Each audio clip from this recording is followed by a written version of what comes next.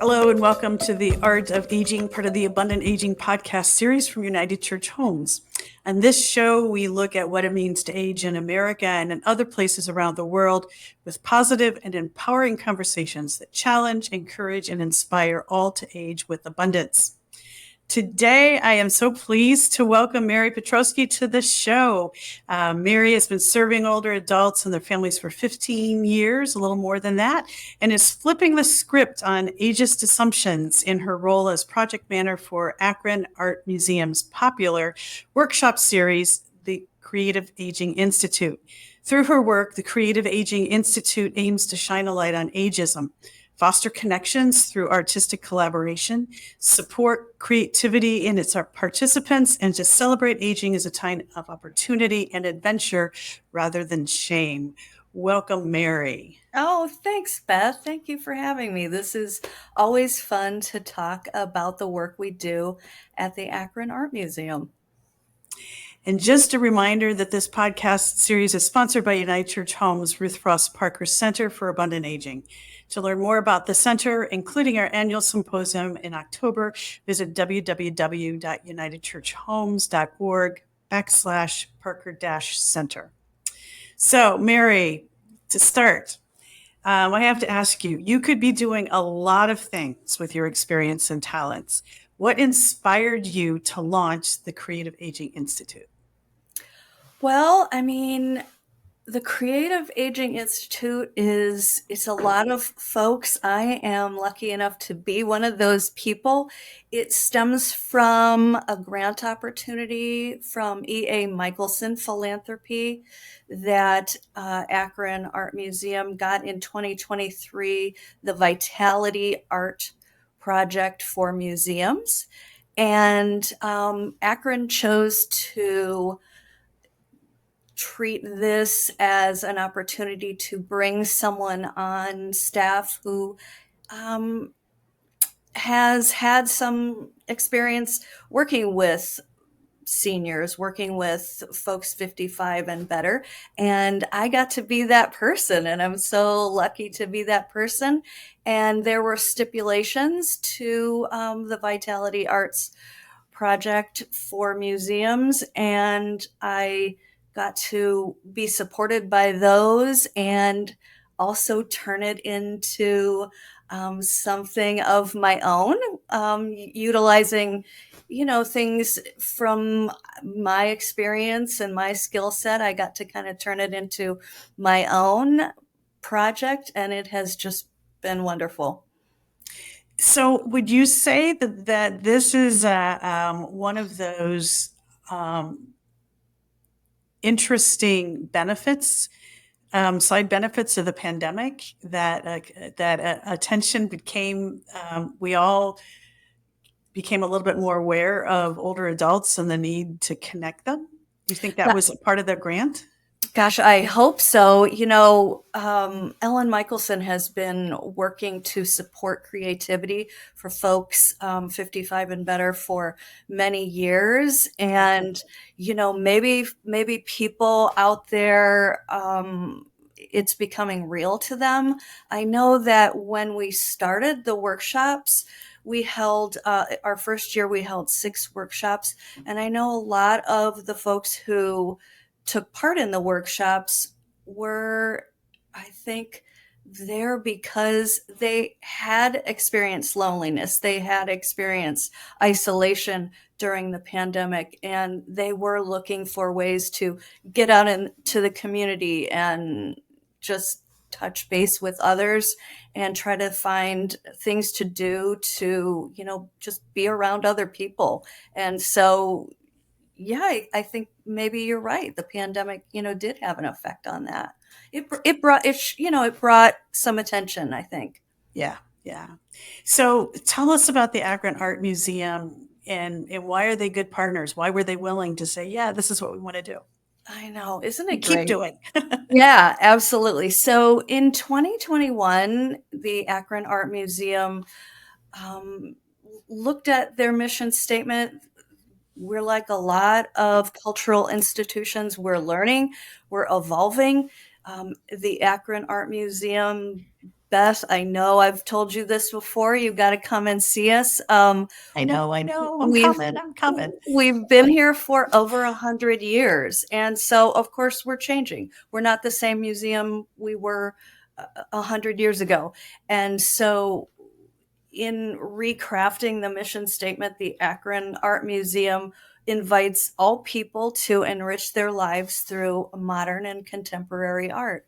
And so, if we think about it in DEAI terms, um, seniors and folks 55 and over are part of those, all people.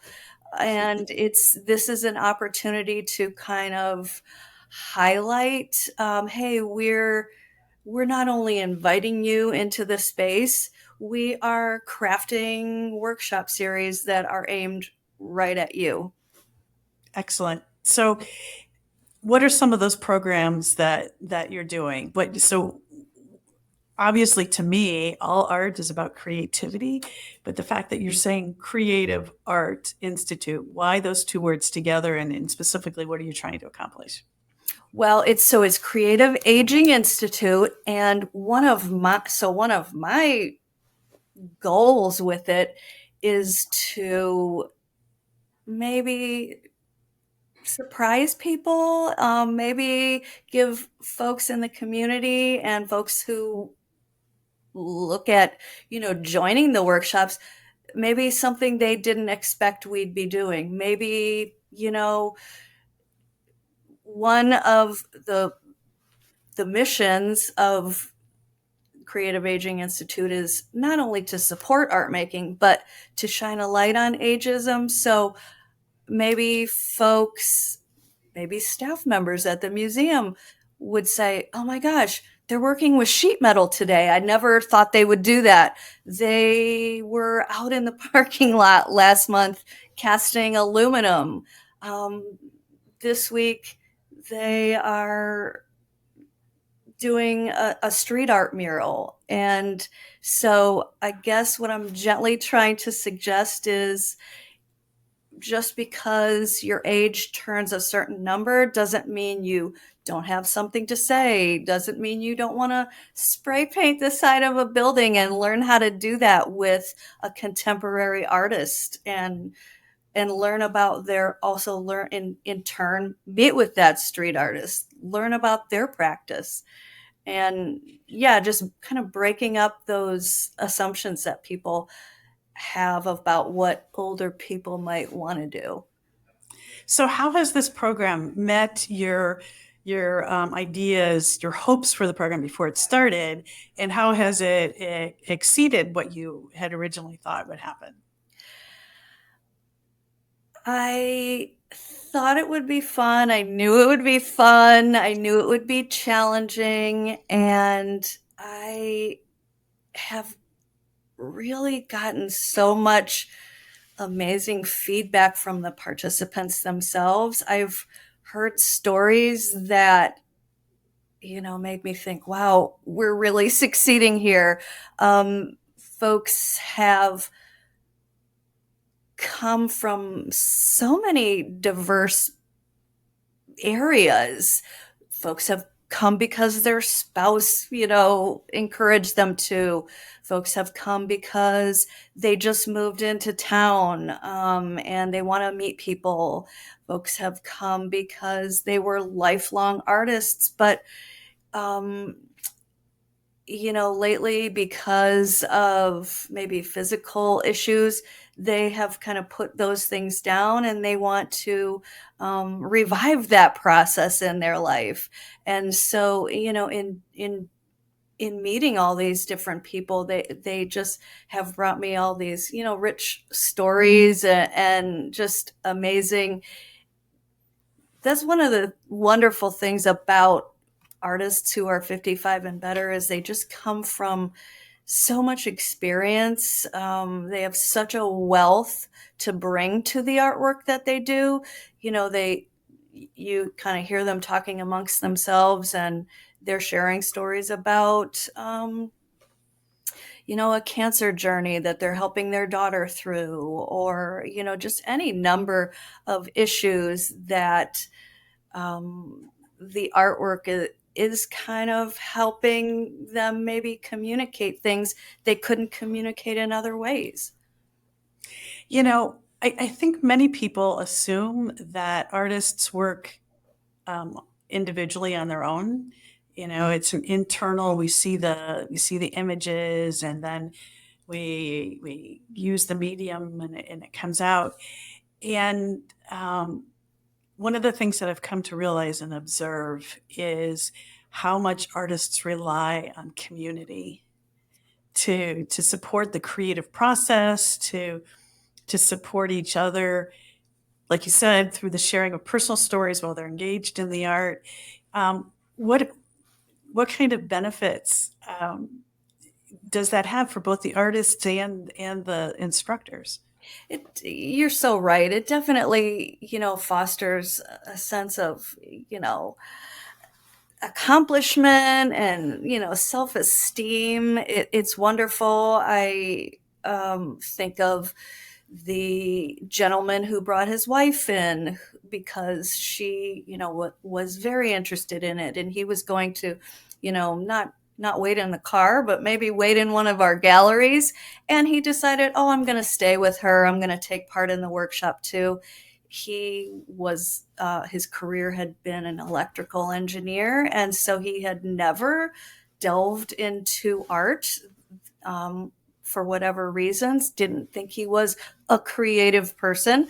I think a lot of people have internalized what other people have told them in their lives, whether it was in fifth grade or uh, high school. They've internalized, not being good enough for whatever reason. And anyway, he stayed and he did go through the workshop. He got a lot of satisfaction from it, and the works that he produced were really wonderful. Very, he got a lot of, at the end of the workshops, we have a culminating event.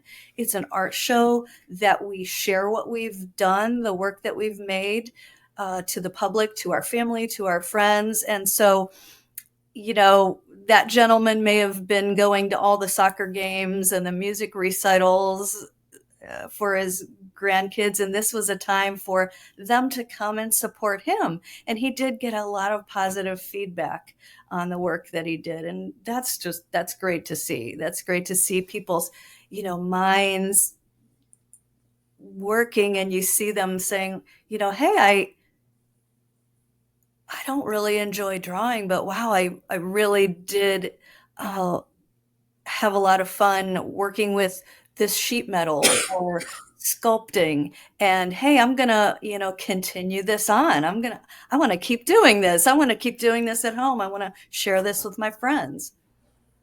I know in some of the programs in our communities at United Church Homes, there'll be a series and books will create things, and there's an art show at the end. And one of the challenges is that we don't always think about how many children or grandchildren the individual has, and they get to the end to the end of that series, and they only have like two pieces, and they have three adult children, and they each want one. Do you get people coming back because they realize, oh, I need more as a part of my legacy to pass on to family members because they all want it?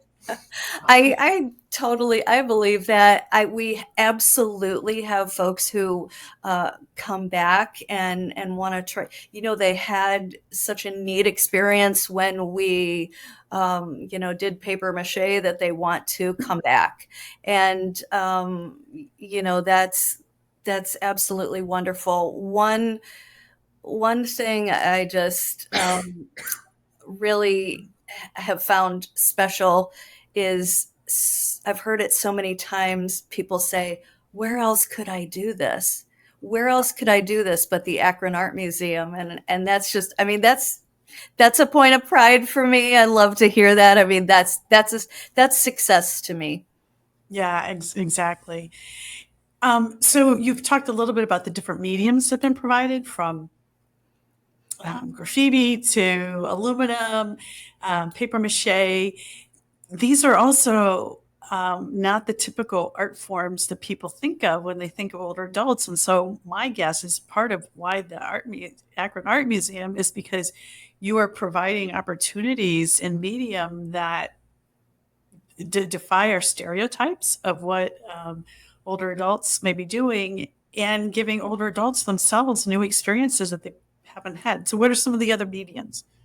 Well, I mean, I'm just going to jump in there and say ageism is internalized.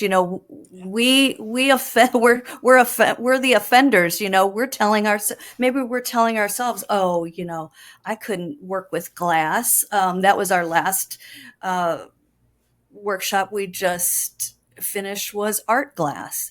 And I mean, I'm proud to say that we it's so special because rather than having, so the director of learning and engagement at Akron, Gina Thomas McGee, will say this isn't like, a one time class. This is almost like auditing a college art class.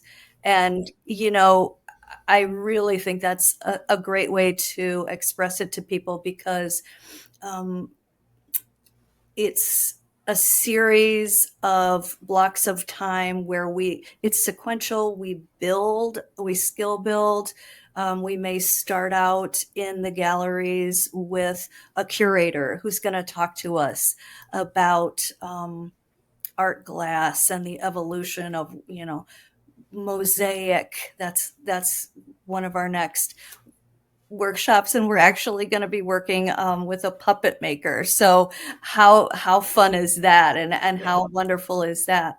But again, we are providing this very kind of rich experience where we're meeting with this contemporary working artist, perhaps from our area, perhaps not. In our art glass workshop, we had an artist, Kathy Cunningham Little, who happens to be part of the demographic of 55 and older. She came to us from Texas and talked to us about dichroic glass.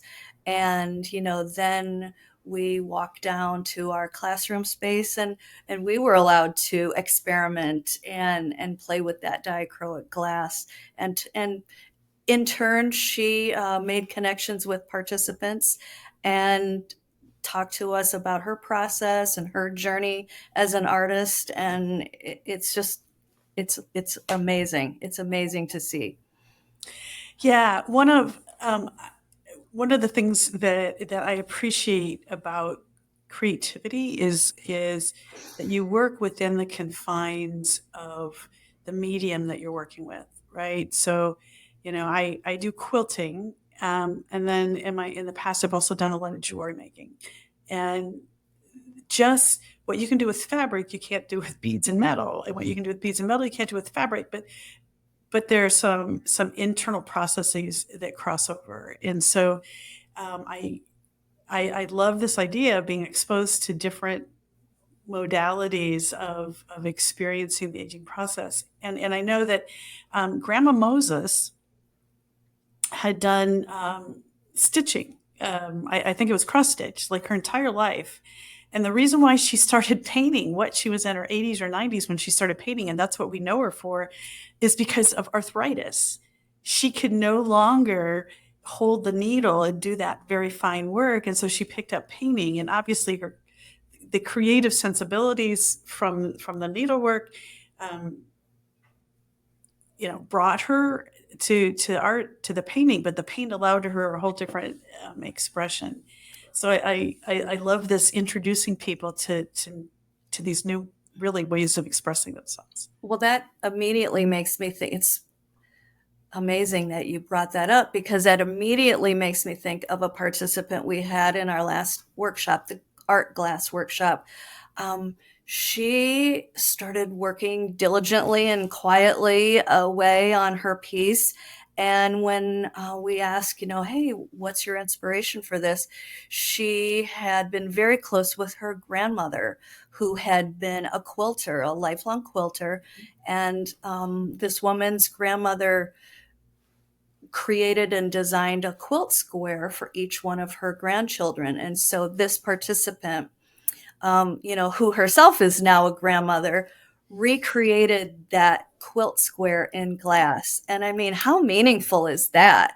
She'll Exactly. she'll have that. She'll tell people about it. She, as you say, she may pass it on, and so what a wonderful jumping off point for sharing our life stories. Yeah, so there's several points when you've talked, you've kind of alluded to the fact that even though this program, and I love the way you said this, for people 55 and better, um, and yet there's several points when you've talked about how this is a really good jumping off point, or there have been some intergenerational connections that happen because of the program, whether it's with the family members, grandchildren, or their adult children appreciating it. Has the art museum thought about doing intergenerational art experiences for everybody, 55 older and younger? So historically, I think when any institution, any art museum, any school will design these intergenerational experiences, I think a lot of times it ends up focusing on the person who's 55 and better kind of being the facilitator and True. helping the younger person, which is amazing and wonderful. This program really is to focus on, hey, we're designing this for you. You have been the cheerleader your whole life. You have been the teacher. Now we want you to come, and you're going to sit back and benefit from the program. So yes, we have had, absolutely had, intergenerational experiences with some of our teaching artists who are early career. They're not all early career, but some of them are. And I mean, that's been rich, and it's been wonderful.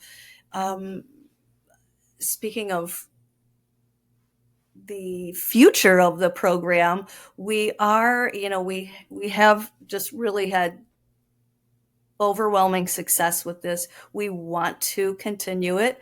um, we are also wanting to broaden the impact. We've Mhm. had a lot of really deep connections with folks.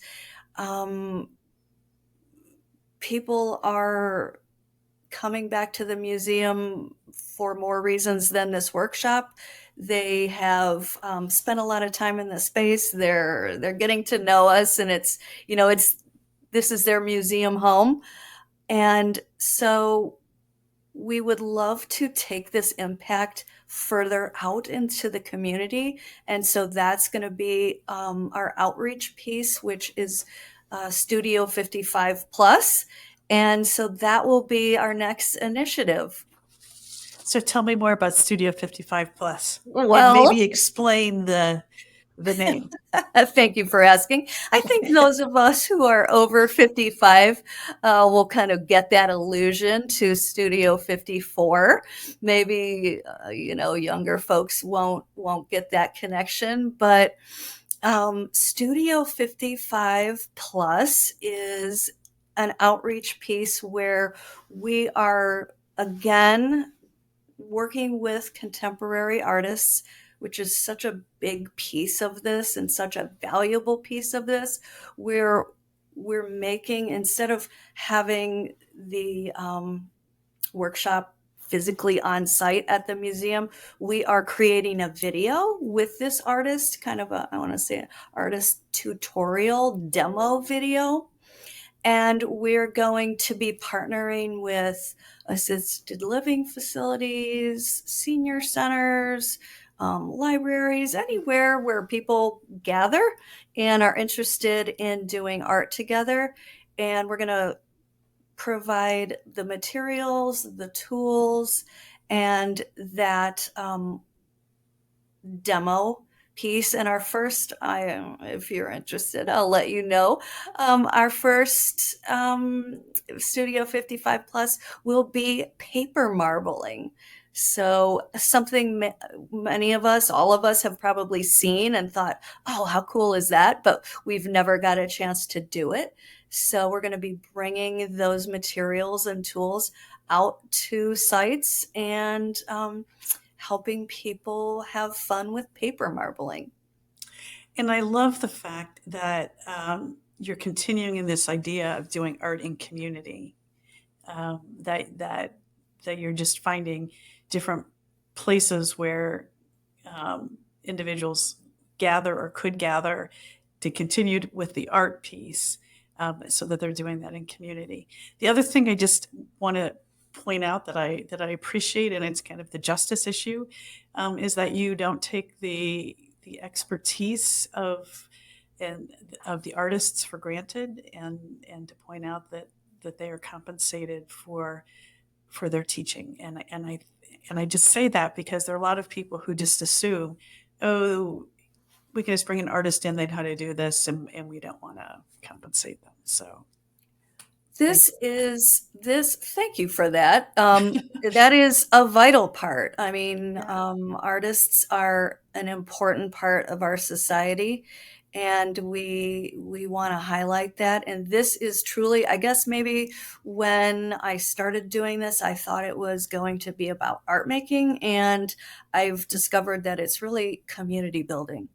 An artist comes in from a ceramic studio and works with folks and says, hey, if you want to do this again, come down to brick. We are doing this, 7 days a week. So,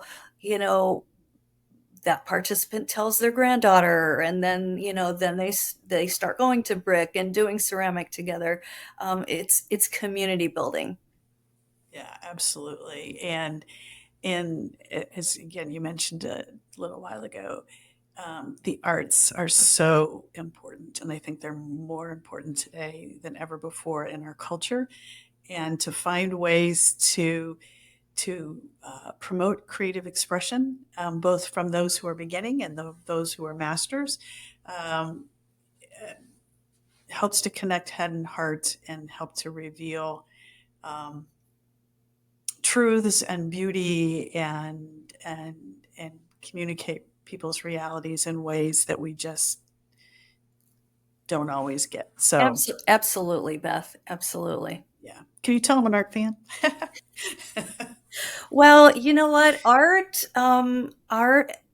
is important. It's an important way that people have to communicate. Maybe they can't communicate things that are going on inside them in any other way. And yeah, we have to support the arts for all people. Yeah. I do a lot of work with folks who are transitioning out of full-time employment and figuring out their next chapters. And one of the challenges for people, particularly for men, but even for more of us women who have had careers, is when we're no longer in the professions that we used to identify who we are. What do we put on our business cards once we're no longer teaching or that engineer or whatnot? And how important it is for us to find new things that identify who we are. And again, in some of the art programs that we've done in some of our communities, I can remember early on hearing the story about one individual. He's like, I can't do that. I'm not an artist. And yet, through encouragement of the staff and his family, he went and he participated. And at the end, and like you're at the end of this program, which is called Opening Minds Through Art, and so it's specifically for folks who are living with dementias. But at the end, there's an art show, and they have name tags and they introduce, this is the artist Mary, this is the artist Beth, and in some communities they have corsages, and they have at least one of their art pieces are framed, and they have it's like a gallery opening kind of thing, and their friends and family are invited. And to see the pride in those individuals, I'm an artist. it just helps to give another dimension and another way of them affirming, yes, this has been an enjoyable experience. Yes, I feel like I'm communicating with the world, and particularly in that program for folks who are living with dementia, it's an extremely important way for them to connect. And so adding this layer of the way people can talk about and think about themselves and the world, I think is so important. Well, jumping back to, what we said at the very beginning about, um, we're evolving. The art museum is evolving. We're understanding that, maybe at a certain time, a certain group of folks told us what was, good art, bad art, appropriate, not appropriate. Those things are changing. And so, maybe again, back to that person who was somehow internalized that they weren't creative, maybe if they learn a different method for creation, maybe they will find that they really are creative and they don't have to follow anybody else's rules but their own. Exactly. My mother-in-law raised 6 kids, and she always used to say, "I'm not creative." And I'm thinking, no, raising 6 kids takes a lot of creativity. But she was referring to artistic endeavors.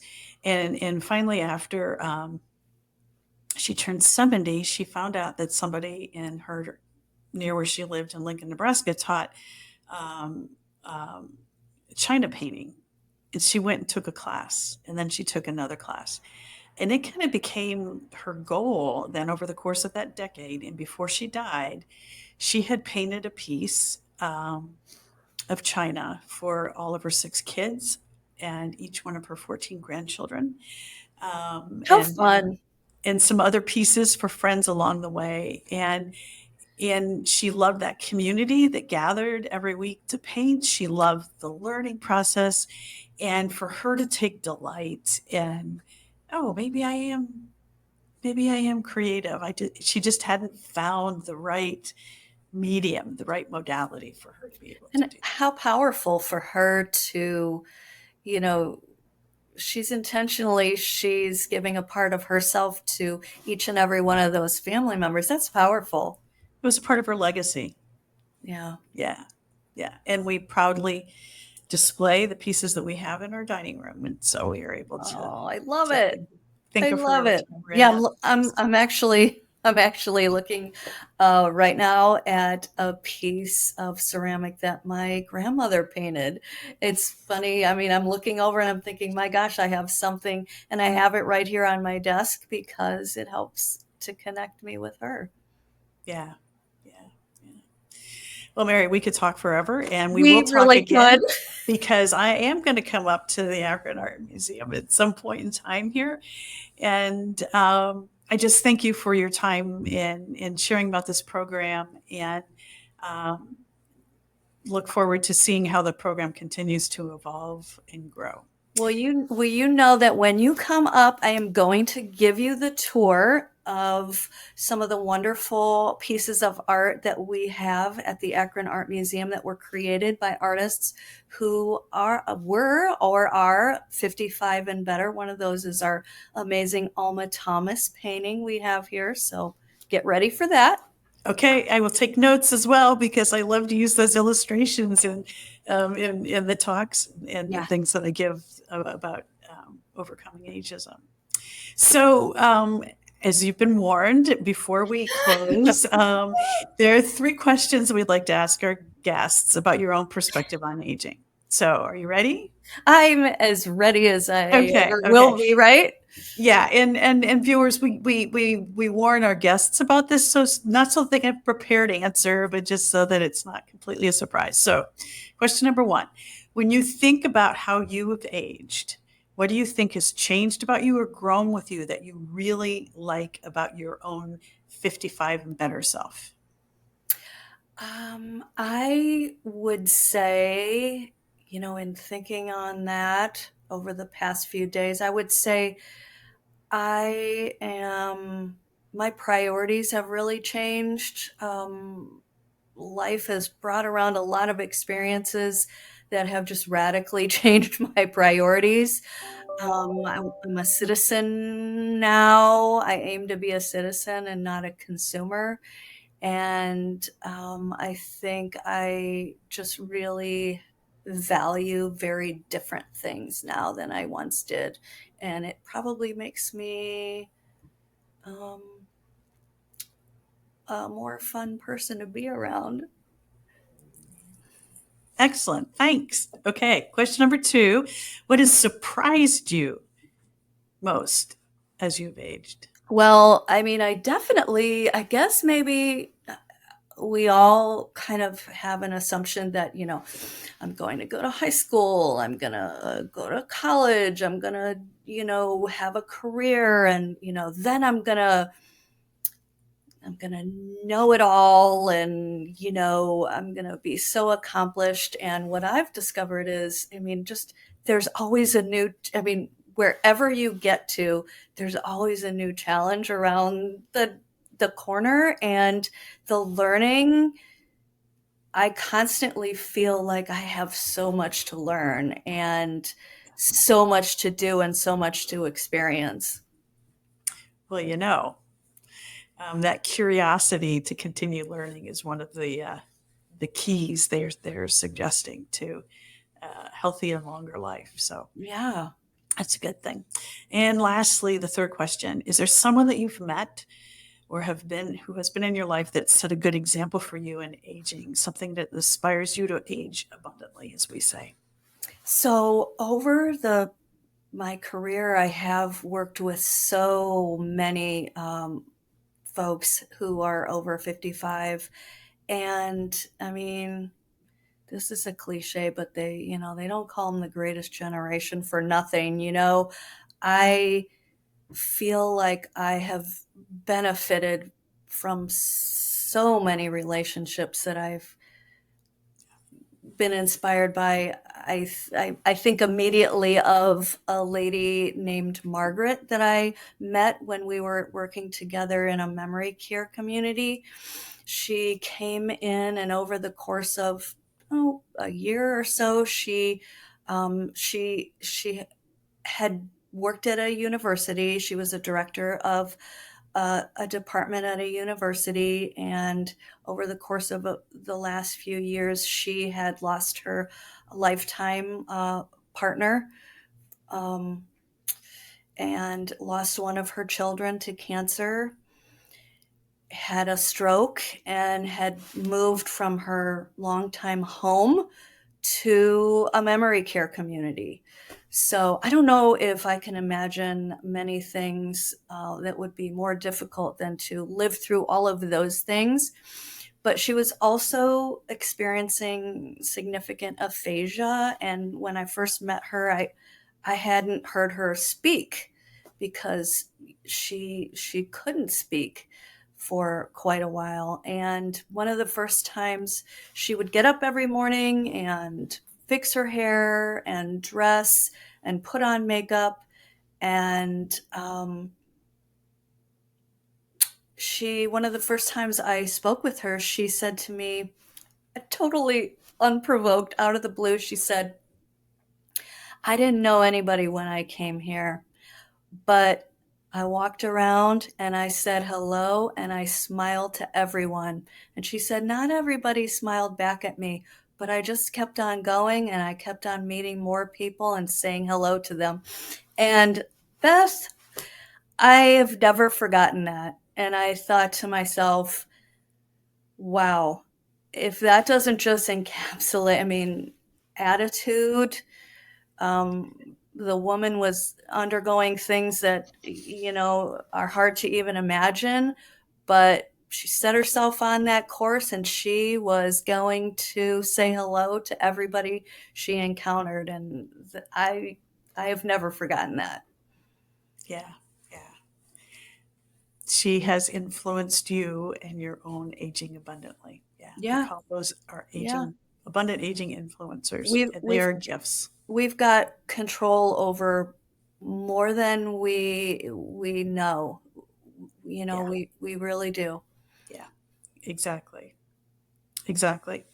Well, before we close here, um, Do you want to give a shout out to the Akron Art Museum? How can people find out about you, about the museum, about the program, about Studio 55 Plus? Well, definitely, akronartmuseum.com. Come and see what we're doing. We have programming going on all the time for all kinds of folks. We're also, if you want to get like an in the moment glance and a fun little peek at what we're doing, we're on Instagram and Facebook. So those are also great ways to see what we're doing and get updates on Studio 55 Plus. It will be unrolling in February, so I'm excited to talk about that. Personally, I am on LinkedIn. I'd love to connect with folks on LinkedIn. And also, I'm also on Instagram, Merry P _, just noting that my name is spelled Merry, as in cheerful, Merry. And those are all great ways to kind of keep track of what I'm doing and what we're doing at the museum. Well, thank you. Thank you again for your time, Mary. It's been great to connect with you again. And now thank you, our listeners, for listening to this episode of The Art of Aging, part of the Abundant Aging podcast series for United Church Homes. We want to hear from you. What's changed about you as you've aged? What has surprised you most? And how do you define abundant aging, and who is your abundant aging influencer? Join us at www.abundantagingpodcast.com to share your ideas. You can also give us feedback when you visit the Ruth Frost Parker Center for Abundant Abundant Aging at www.unitedchurchhomes.org/Parker-Center/. Thank you, Mary, for your time. Thank you, listeners, for joining us. And we look forward to ongoing conversations with all of you. So thank you for being with us.